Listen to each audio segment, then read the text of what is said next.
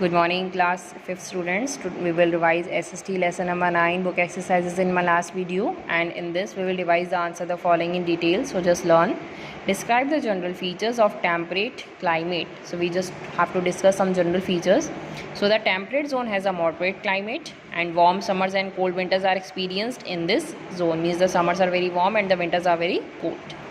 Mediterranean, maritime, subtropical and continental climate are subtypes of climate found in this zone. Learn these all names of climate.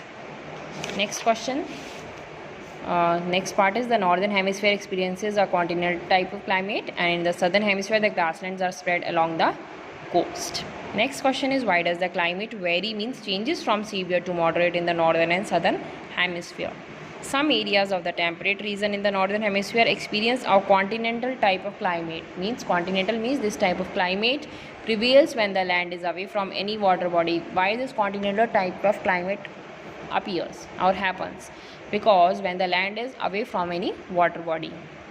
In the southern hemisphere, the grasslands are spread along the coast. What happened in the southern hemisphere? The grasslands that are there, they are spreading along the coast, and proximity to the sea means that climate in this season is moderate, and therefore the climate in the temperate region in the southern hemisphere remains pleasant for most part of the year. That's why the climate is very peaceful or very pleasant. List the important features of temperate vegetation. We have to just write down some characteristics of temperate vegetation. Temperate regions are associated with grasslands. They are mainly accompanied by the grasslands, and the vegetation in these grasslands consists of short grass. They are having short grasses, thorny bushes and shrubs. They grow tall in prairies and short in steppes. And a nutrient-rich fodder grass that is known as alfalfa grows besides grass.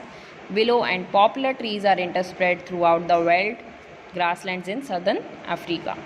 Temperate regions are also characterized by coniferous and temperate deciduous forests. They are also having these features, and the forests are evergreen and spread across the steppe in Russia and taiga belt in North Canada. It is also the stretching of this area.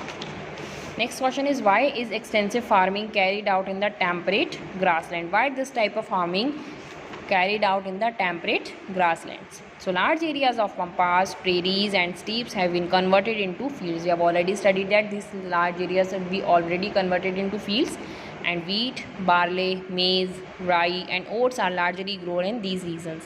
These crops are largely grown in here.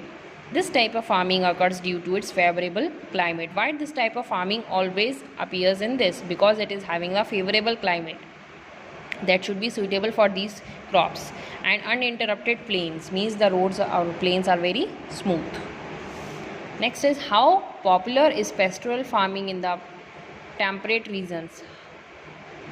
Pastoral farming is very popular in the temperate regions. How? The pastoral farming in these grasslands support a flourishing cattle and a sheep rearing industry. It is having so many flourishing cattle, means having more cattle, and it is having a sheep rearing industry.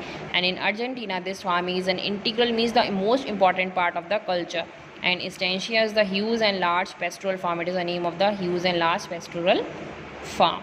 So learn all these question answers and just write it down in your copies to improve your handwriting and to see the spelling mistakes properly. Thank you.